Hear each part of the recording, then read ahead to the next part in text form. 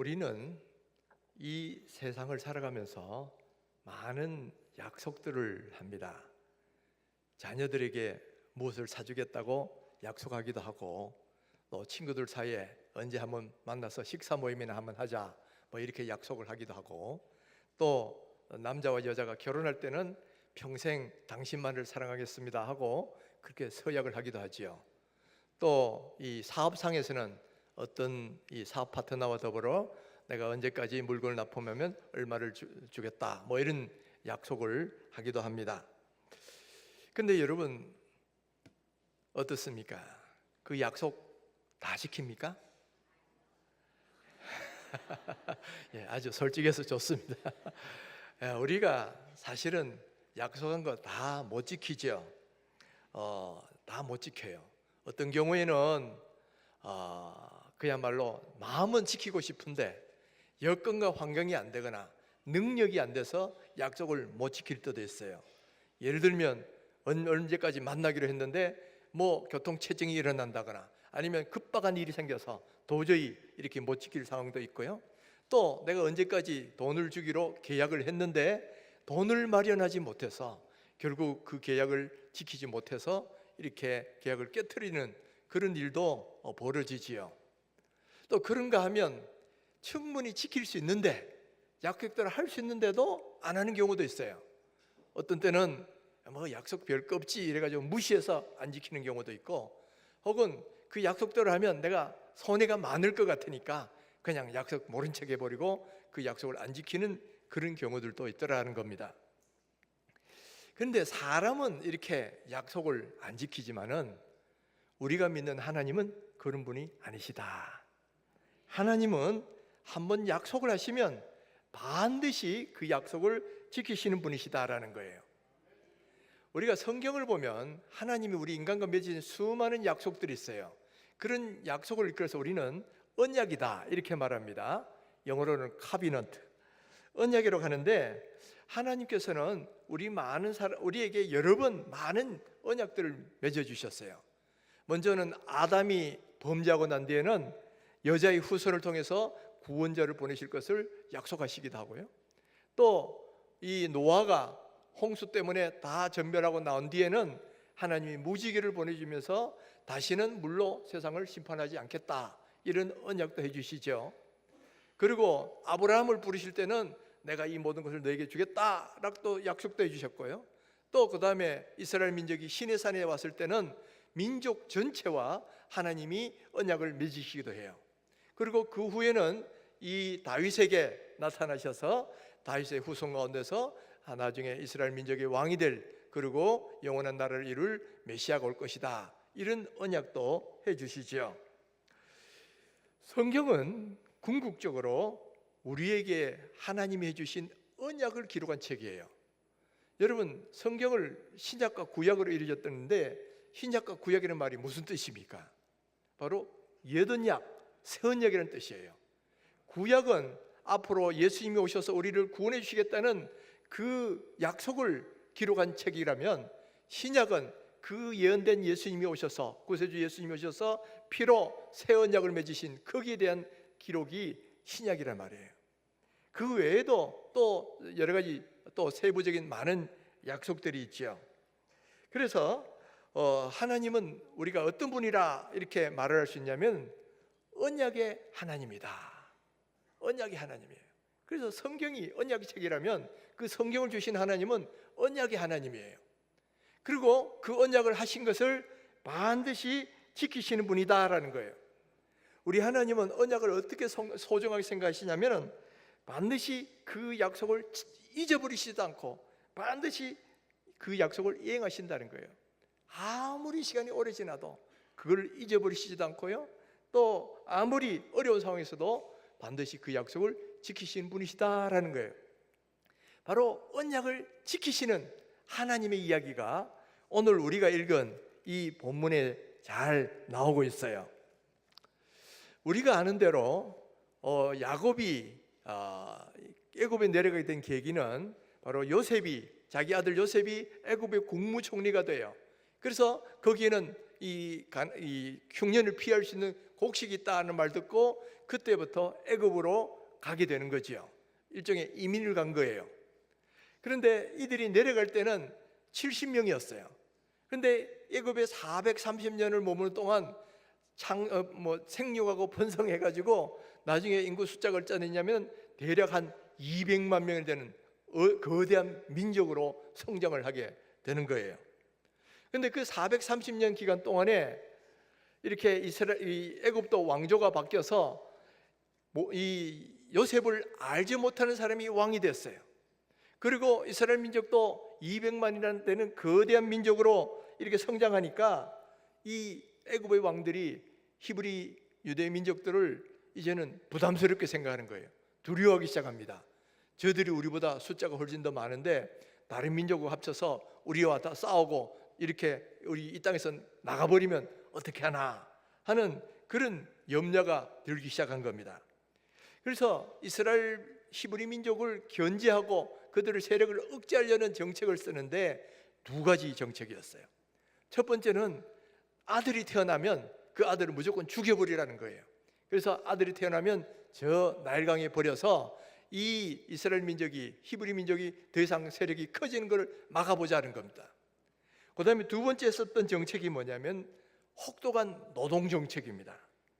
바로 그들로 하여금 이 이스라엘 민족을 하여금 바로를 위하여서 바로의 국고성인 람셋과 비돔성을 건축하게 합니다. 그리고 감독관을 그들 위해 서서 혹독하게 노동을 시켜요. 자, 이렇게 혹독한 노동을 시키면 아무래도 그들이 세력이 커지는 것을 막을 수 있지 않겠는가 하는 그런 계산에서 그런 일을 한 거죠. 이스라엘 백성들은 그 때문에 이 혹독한 노동의 시간을 무려 80년이나 이 고난의 시간을 겪게 됩니다. 그래서 이 고난을 겪으면서 이스라엘 민족이 비로소 하나님을 찾기 시작해요. 탄식하면서 하나님께 부르짖습니다. 자, 이걸 보면 사람이 얼마나 간사한지 잘 될 때는 하나님 안 찾아요. 모든 일이 평안하고 또 어려운 일이 전혀 없으면 하나님을 찾지 않습니다. 그러다가 고난이 오고 고통이 오면 비로소 하나님을 찾게 되는 게 이게 인간의 간사한 모습이죠. 이스라엘 민족도 예외가 아니었어요. 지난 400년 동안 잘 있을 때는 별로 하나님 찾지 않아요. 그러다가 이제 고난 속에서 혹독한 노동 속에서 너무너무 힘드니까 비로소 하나님을 찾고 하나님께 부르짖었단 말이에요. 참 간사하죠? 그러나 하나님은 이런 간사한 이스라엘 백성도 외면하지 않으셨어요. 그들의 기도를 들으셨어요. 그 내용이 바로 23절에 나옵니다. 열해 후에 애굽 왕은 죽었고 이스라엘 자손은 고된 노동으로 말미암아 탄식하며 부르짖으니 그 고된 노동으로 말미암아 부르짖는 소리가 하나님께 상달된지라. 자, 어떤 소리가 상달되었다? 부르짖는 소리가 상달됐다는 거죠. 여러분, 이거 중요한 말씀이에요. 여러분, 부르짖는다는 것은 기도 가운데서도 특별히 어떤 기도예요? 절박한 기도. 절박한 기도가 부르짖는 기도예요. 우리 여러분, 너무 어려운 일, 힘든 일 당하면 그냥 점잖게 기도할 수 있겠습니까? 아유, 소리 내서 그래 부르짖고 점잖지 못하게 그럴 상황이 아니에요. 지금 당장 이렇게 고통스럽게 죽어갈 판인데 어떻게 점잖게 기도할 수 있어요? 하나님께 막 부르짖다. 그래, 자기의 고통을 토해내고 하나님께 절박하게 부르짖을 때에 그런 기도가 하나님께 상달된다는 것을 오늘 말씀 속에서 보여주고 있는 거예요. 그래서 성경은 우리에게 기도할 때 그냥 기도하라 이런 말보다는 부르짖으란 말을 많이 씁니다. 예레미야 33장에 보면 3절에 보면 너는 내게 부르짖으라. 내가 내게 응답하겠고 내가 알지 못하는 크고 은밀한 일을 보이리라 그랬죠. 또 시편 50편 15절에도 환난 날에 나를 부르라. 내가 너를 건지리니 내가 나를 영화롭게 하리로다. 여기도 부르라 그랬는데 부르라는 말의 히브리 원어가 바로 부르짖으라는 말하고 같은 말이에요. 카라. 그러니까 환난 날에 나에게 부르짖으라. 부르짖으라. 그러니까 여러분, 우리가 고난 속에 있을 때, 고통 속에 있을 때는 그냥 적당히 기도하시면 안 돼요. 부르짖어서 간절하게 그렇게 기도하실 때 그 기도가 빨리 응답되고 하나님께 상달된다는 거죠. 자, 이렇게 이스라엘 백성들이 고난 속에서 하나님께 부르짖으니까 하나님께 그 기도가 상달되었어요. 근데 중요한 것은 그 다음에 나오는 장면입니다. 24절 25절 보십시오. 하나님이 그들의 고통 소리를 들으시고 하나님이 아브라함과 이삭과 야곱에게 세운 그의 언약을 기억하사 하나님이 이스라엘 자손을 돌보셨고 하나님이 그들을 기억하셨더라. 자, 하나님께서 이스라엘 백성들의 부르짖는 소리를 들으셨는데 그 이유가 뭐라 그랬습니까? 바로 언약을 기억하사 그들의 조상과 맺었던 언약을 기억하시고 이스라엘 백성을 돌아보셨다, 이렇게 말씀하고 있거든요. 그러니까 여기서 하나님이 그들의 기도를 들으시는 가장 중요한 요인은 뭐냐면은 하나님이 그들 조상과 맺었던 언약 때문이에요.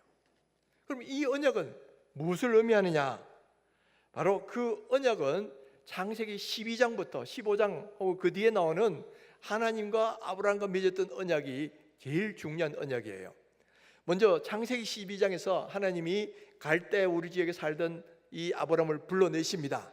자, 너는 내가 지시하는 땅으로 가라 그러죠. 그래서 갈 바를 모르고 하나님 지시한 가나안 땅으로 갔어요. 그랬을 때 하나님이 언약을 맺으십니다. 자, 내가 이 땅을 너와 내 자손에게 주겠다. 그리고 또 너로 하여금 큰 민족을 이루게 하겠다. 그리고 너로 말미암아 모든 열방이 복을 받도록 해주겠다. 이런 약속을 해주셔요. 근데 이 약속을 그 뒤에 시간이 지나면서 또다시 재확인할 때인데, 재확인할 때는 그냥 똑같은 말만 반복하시는 게 아니고 이제는 좀 더 구체화시켜서 그럼 어떻게 그 약속을 이룰 것인가 하는 방법까지도 시간까지도 다 말씀해 주신다는 거예요. 그래서 창세기 15장 13절에 가면 하나님이 이렇게 언약을 하십니다. 너는 반드시 알라. 내 자손이 이방에서 계기되어 그들을 섬기겠고 그들은 400년 동안 내 자손을 괴롭히리니 그들이 섬기는 나라를 내가 징벌을 할지며 그 후에 내 자손이 큰 재물을 이끌고 나오리라 그러셨죠. 지금 가나안 땅에는 10개의 부족들이 살고 있어요. 그런데 하나님이 내가 이 땅을 너와 내 자손에 주겠지만은 지금 당장은 아니다는 거예요. 왜 그러냐? 아직 그들의 죄악이 가득 차지 못했기 때문이다.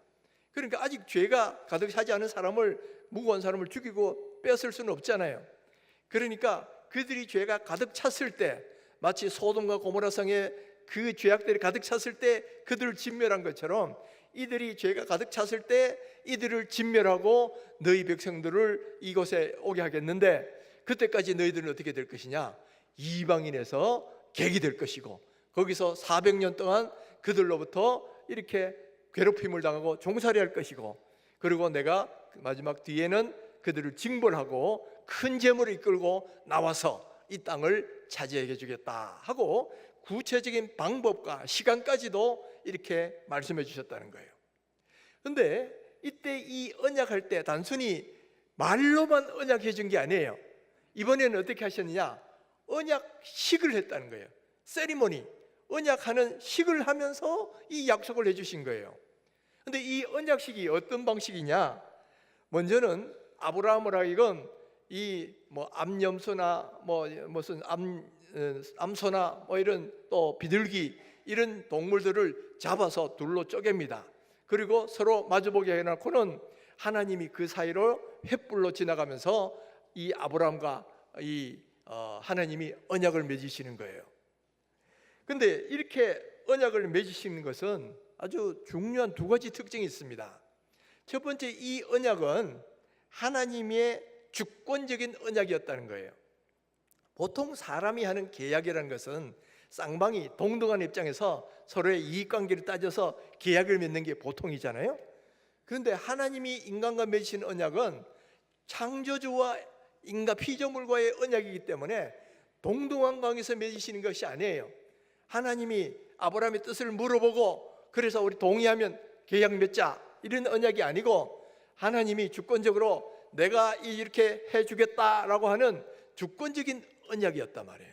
그러니까 이거는 확실한 언약이죠. 또 두 번째는 뭐냐면은 이 언약은 짐승을 쪼개놓고 하는 피의 언약이었다는 거예요. 그 말은 뭐냐면은 만약 이 언약을 깨면 이 쪼개진 짐승처럼 그렇게 벌을 받을 것이다.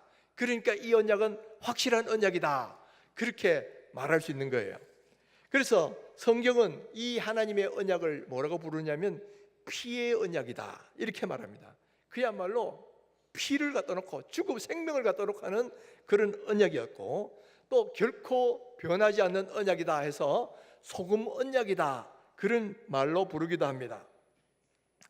그리고 이 언약이 이렇게 짐승을 쪼개놓고 맺어졌기 때문에 이 언약이란 말 혹은 계약이란 말이 히브리어에서 베리트라는데, 이 베리트의 의원이 뭐냐면 쪼개다는 말이에요. 그러니까 쪼개놓고 하는 것이 언약, 약속이기 때문에 바로 이 베리트는 곧 쪼개다, 그것이 언약이다 이 말이에요. 이 말은 뭐냐면 그만큼 언약은 소중한 거고 그것은 반드시 지켜야 된다는 것을 말씀하고 있다는 거예요. 여러분, 이런 성경의 정신은 오늘날도 유대인들에게는 굉장히 그대로 내려옵니다. 그래서 언약, 계약, 약속 이러면 유대인들은 굉장히 중요시해요. 하나님과 맺은 언약은 당연한 거예요. 이건 구약 성경에도 나와 있습니다. 하나님과 맺은 언약은 어떤 경우에도 꼭 지켜야 된다, 이런 말씀을 하고 있죠. 또 그러다 보니까 사람과 맺은 계약도 그만큼 중요시해요. 그래서 유대인들은 지금도 그렇습니다. 제가 이것을 어디서 알았냐면은 그 후지다 데인이라는 일본의 사업가가 있는데, 이 사람이 유대인의 상술이라는 책을 썼어요. 제가 그 책을 우연히 한번 읽어보게 됐는데, 거기 보면 유대인들이 얼마나 계약을 중요시하는지가 잘 나와 있어요. 이 후지다 데인 사람이 유대인 사업가 파트너하고 이제 언제까지 납품을 하고 얼마를 받겠다고 계약을 맺습니다. 그런데 계약을 시행하려고 하는데 막 천재지변이 일어나가지고 도저히 납기를 맞출 수가 없는 거예요. 그래서 빨리 만들어서 이제는 손해 보더라도 비행기로 실어가지고 날라가지고 납기를 마쳤다는 거예요. 그래서 유대인 사업가 만나가지고 내가 말이지 이렇게 손해 보면서 이렇게 해놓으라 하고 무용담처럼 이야기를 하니까 유대인 사업가가 떡 보더니만 그거 당연한 거 아니냐, 뭐 그거 갖고 뭐 그런 이야기예요. 약속을 했으면 약속을 지켜야지, 그 당연한 걸 갖고 뭘 그렇게 자랑하듯이 이야기하느냐. 그리고 그 뒤에도 몇 번 더 그런 일이 있어가지고 그렇게 계약을 지켰더니만 유대인 파트너들이 이 친구하고는 그래도 한번 사업 같이 할 만하다 인정을 해주더라는 거예요. 그래서 그때부터 이 후지다 대는 뭐 긴자의 유대인 혹은 뭐 일본인 속의 유대인 뭐 그런 이름으로 불렸다, 뭐 그렇게 나와 있어요. 이걸 보면 유대인들이 지금도 이 계약 혹은 약속이란 걸 얼마나 소중하게 생각하느냐 하는 것을 잘 보여주는데, 사실은 우리도 이걸 좀 배워줄 필요가 있어요. 왜냐하면은 우리 민족은 죄송하지만은 이 약속의 중요성에 대해서 그렇게 이렇게 심각하게 생각하지 않았어요. 과거에도 우리 기록을 보면 이 거짓말 잘하는 민족, 그래서 이 하멜 표류기에도 보면 조선인들은 거짓말 참 잘하더라, 뭐 이렇게 나와 있고요. 또 일본 사람들도 일제시대도 한국 사람들에서 보면 거짓말 잘하는 민족이다, 이런 비난을 많이 들었다고 해요. 제가 조금 한 20년 전쯤이잖아요. 어떤 이 남미에서 선교하시는 선교사님 이야기를 들어보니까 이 브라질이나 파라과이 같은 나라에서 한국인을 부르는 코레아노라는 말은 욕으로 통한다 그런 거예요. 이게 무슨 말이냐 들어보니까 한국 사람들이 거짓말 잘하고 신용이 없고 자기 이익만 챙기다라는 거예요. 그래서 코레아노 그러면 이게 욕으로 통한다는 거예요. 이게 참 얼마나 부끄러운 이야기입니까? 또 미국 대사관에서 우리나라에서 이 비자 신청을 할 때, 요즘은 좀 옛날보다는 좋아졌어요. 그러나 옛날에 비자 신청하면 거부당하는 사람들이 많이 있었는데, 근데 제일 거부 많이 당하는 직종이 뭐냐? 참 부끄러운 이야기지만은 목사들이에요. 목회자들이 이 비자 신청할 때 가서 반드시 돌아옵니다 하고 사인까지 다 했는데 가서는 그냥 눌러 앉아 버리는 거야. 불법 체류자가 돼버리는 거죠. 그러니까 약속을 안 지키는 사람이에요. 그러니까 고단 미국 대사관에서 비자 줄 때도 목사다 그러면 그냥 이 사람들 신용이 없다. 참 부끄러운 이야기 아닙니까? 여러분, 약속이라는 것은 그게 그만큼 중요한 건데 우리는 너무 가볍게 생각을 해요. 그 어기는 것은 별거 아닌 것을 뭐 수시로 일이 있으면 그럴 수도 있지 이런 식으로 생각해 버리니까 이렇게 하다 보니까 이 우리 민족이 그렇고 하나님 믿는 사람은 더더욱 또 그렇게 되면 안 되는데 이렇게 신용 없는 사람, 믿을 수 없는 사람 이렇게 돼버리더라는 거죠. 여러분, 우리 이런 면에서도 우리 믿는 사람일수록 약속을 더 잘 지켜야 되는 줄 믿습니다. 왜냐하면 우리 하나님이 바로 그런 분이시기 때문에. 우리 하나님은 아브라함에게 하셨던 그 약속을 철저히 지키셨어요. 바로 내가 400년 뒤에 큰 재물을 이끌고 나오게 하리라 이 약속을 해주셨는데 하나님이 이스라엘 백성들의 부르짖는 소리를 들으시고 그 약속을 기억하셨어요. 그리고 그 약속대로 행해 주시는데 그 약속이 무려 550년 전의 약속이었어요. 그런데 550년 전의 약속도 하나님이 잊지 않으시고 약속을 기억하시고 그 기도를 들으시고 구원자를 보내셨다 이 말이에요. 우리는 어떻습니까? 한 30년 전에 한 약속 지금 기억합니까? 내가 아직도 안 지키고 있는 그런 약속이 있어도 기억도 못할 수 있어요. 그런데 우리 하나님은 550년 전에 하셨던 아브라함과 하셨던 그 약속을 기억하시고 그 약속 때문에 바로 구원자 모세를 보내셨다라는 거예요. 우리 하나님은 반드시 언약을 지키시는 하나님이라는 걸 보여주는 거죠. 또 하나님이 언약을 얼마나 소중하게 생각하는지 보여주는 또 다른 예가 있어요. 출애굽기 32장에 보면 이스라엘 백성들이 출애굽에서 시내산에 도착합니다. 그때 모세가 40일간 십계명을 받으려고 시내산에 올라가 있는 동안에 이스라엘 백성들이 그만 변심해가지고 하나님을 버리고 금송아지를 만들어놓고 우상 숭배를 막 하죠. 그러니까 하나님이 대단히 진노하셨어요. 그래서 모세에게 뭐라고 말씀하시냐면 이 민족을 다 진멸해버리고 너로 말미암아 새로운 민족 만들어주겠다 이렇게 말씀하셨단 말이에요. 그랬을 때 모세가 이스라엘 민족을 위하여 중보기도를 하는데 이 중보기도하는 내용이 이거예요. 자, 32장 13절 14절 주의 종 아브라함과 이삭과 이스라엘을 기억하소서. 주께서 그들을 위하여 주를 가리켜 맹세하여 이르시기를 내가 너희의 자손을 하늘의 별처럼 많게 하고 내가 허락한 이 온 땅을 너희 자손에게 주어 영원한 기업이 되게 하리라 하셨나이다. 여호와께서 뜻을 돌이키사 말씀하신 화를 그 백성에게 내리지 아니하시니라. 자, 지금 모세가 하나님께 중보기도를 하니까 하나님이 뜻을 돌이키시고 말씀하신 화를 백성에게 내리지 아니하셨는데 모세가 어떻게 기도했길래 하나님의 뜻을 바꾸셨나요?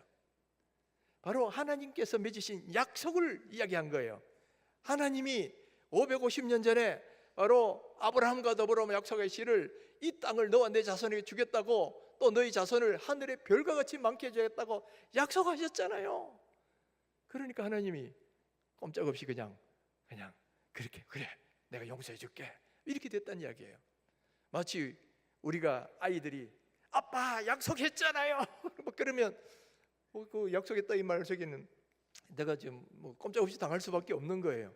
그래서 아이한테 약속한 대로 딱 해주는 것처럼 하나님도 이 모세가 하나님 약속하셨잖아요. 그러니까 하나님이 뜻을 돌이키시고 이스라엘 백성들에게 그 화를 내리지 아니하셨다라는 거예요. 이것은 무엇을 보여주느냐? 하나님은 그만큼 약속을 소중하게 생각하시는 분이고 결코 어기지 않는 분이시라는 것을 우리에게 잘 말씀해 주고 있어요. 그래서 민수기 23장 19절에 이런 말씀하십니다. 하나님은 어떤 분이시냐? 하나님은 사람이 아니시니 거짓말을 하지 않으시고 인생이 아니시니 후회가 없으시도다. 어찌 그 말씀하신 바를 행하지 않으시며 하신 말씀을 실행치 않으시랴. 하나님은 인간과 달라서 결코 시건하거나 또 거짓말 하시는 분이 아니시다라는 거예요. 그리고 말하는 것은 반드시 지키시는 분이시다라는 거예요. 여러분, 우리 하나님이 어떤 하나님이십니까? 언약의 하나님이셔요. 그리고 한번 하신 약속은 반드시 지키시는 그런 하나님이셔요. 하나님이 성경에서 수많은 약속을 했는데 그 약속들 가운데 가장 중요한 약속이 뭘까요? 하나님이 우리에게 해주신 가장 중요한 약속, 모르시겠어요? 가장 중요한 약속, 바로 우리가 죄에 빠졌을 때 구세주 예수 그리스도를 보내시겠다는 이 약속이 사실은 가장 중요한 약속이에요. 그게 구약의 핵심적인 약속이에요. 그 약속을 해주셨고, 그리고 이 약속대로 독생자 예수님을 보내셨죠. 보내신 정도가 아니고 십자가에 죽도록 내어주셨다 이 말이에요. 그럴 정도로 우리 하나님은 그 약속을 철저히 지키신 분이에요. 또 뿐만 아니라 아브라함에게 하신 약속도 이렇게 550년 전에 하신 약속이지만은 그것도 다 기억하시고 지키시는 그런 하나님이시다는 거예요. 바로 그런 하나님이라면 그 외에 다른 약속들도 지키지 않겠습니까? 우리 하나님은 그런 약속 외에도 성경을 통해서 우리에게 주신 많은 약속들이 있어요. 어떤 약속들이 있습니까? 우리가 어려움 속에 있을지라도 그 사랑하는 자녀들을 지키고 보호해 주셨다는 약속이 있어요. 시편 121편 5절 6절에 보면 여호와는 너를 지키시니시라. 여호와께서 내 오른쪽에서 내 그늘이 되시나니 낮에 해가 너를 상하게 하지 아니하며 밤의 달도 너를 해치지 아니하리로다. 바로 어떤 상황에서 너가 너희를 지켜주겠다 약속하셨죠. 또 우리가 어떤 어려운 상황에서도 먹고 사는 문제 해결해 주시겠다고도 약속하셨어요. 마태복음 6장 31절에 보면 그러므로 염려하여 이르기를 무엇을 먹을까 무엇을 마실까 무엇을 입을까 하지 말라. 이는 다 이방인들이 구하는 것이라. 너희 하늘 아버지께서 이 모든 것이 너희에게 있어야 할 줄을 아시느니라. 공중나는 새도 먹이시고 들의 백합화도 입히신 하나님이 사랑하는 자녀들을 먹이고 입히시지 않겠느냐. 이 믿음이 적은 자들아, 그렇게 말씀하시잖아요. 또 뿐만 아니라 우리가 환난 가운데 있을 때 하나님이 우리가 기도하면 들어주시겠다고 또 약속도 하셨어요. 시편 50편 15절에는 환난 날에 나를 부르라. 내가 너를 건지리니 내가 나를 영화롭게 하리로다. 요한복음 15장 7절에 보면 너희가 내 안에 거하고 내 말이 너희 안에 거하면 무엇이든지 원하는 대로 구하라. 그리하면 이루리라. 여러분, 하나님이 가장 중요한 독생자를 아낌없이 우리 가운데 죽도록 내어주신 그 약속을 지키셨다면 하나님이 이 약속도 지키지 않겠습니까? 여러분, 하나님이 그보다 더 큰 약속도 지키셨다면 바로 이런 약속도 반드시 지키신다라는 거예요. 이거를 믿으시기를 바랍니다. 그러니까 여러분, 우리가 고난당하고 어려움 속에 있을 때 그때 내 혼자라고 결코 생각하시면 안 돼요. 그때도 분명히 나를 지키시는 하나님의 섭리와 손길이 있다는 걸 이걸 믿으시라는 말이에요. 또 뿐만 아니라 내가 아무리 어렵고 힘들어 이제 굶어 죽겠구나 할 때도 하나님은 결코 그 자녀들을 굶기시지 않고 다 먹이시고 입히신다는 것, 여러분 이것을 믿으셔야 한다는 거예요. 그러니까 여러분, 내 힘으로 어찌할 수 없어서 낙심하고 절망하고 있을 때에 그때에 다른 어떤 걸 바라보지 마시고 하나님을 바라보셔야 돼요. 그리고 하나님께서 어떤 하나님이시냐, 약속하신 것은 반드시 지키신다는 이 언약의 하나님을 기억하시라는 말이에요. 그리고 하나님이 우리에게 주신 약속대로 너는 내게 부르짖으라 했으니까 하나님께 여러분의 상황을 간절히 한번 부르짖어 보세요. 적당히 하지 마시고 간절하게 한번 부르짖으면 하나님께서 바로 구원의 손길을 주셔서 바로 그 모든 환난 가운데서 건져주신다 그랬어요. 바로 이 하나님이 이스라엘을 그 약속대로 건지신 하나님이고 오늘 우리도 하나님의 자녀로 삼아주신 그 하나님이에요. 신실한 하나님이에요. 그래서 오늘 어떤 어려움 속에서도 이 약속을 믿고 하나님께 간절히 기도해서 우리의 약속을 지켜주시는 그 하나님의 은혜를 우리도 동일하게 경험하시는 귀한 성도님 되시기를 주님의 이름으로 축원합니다.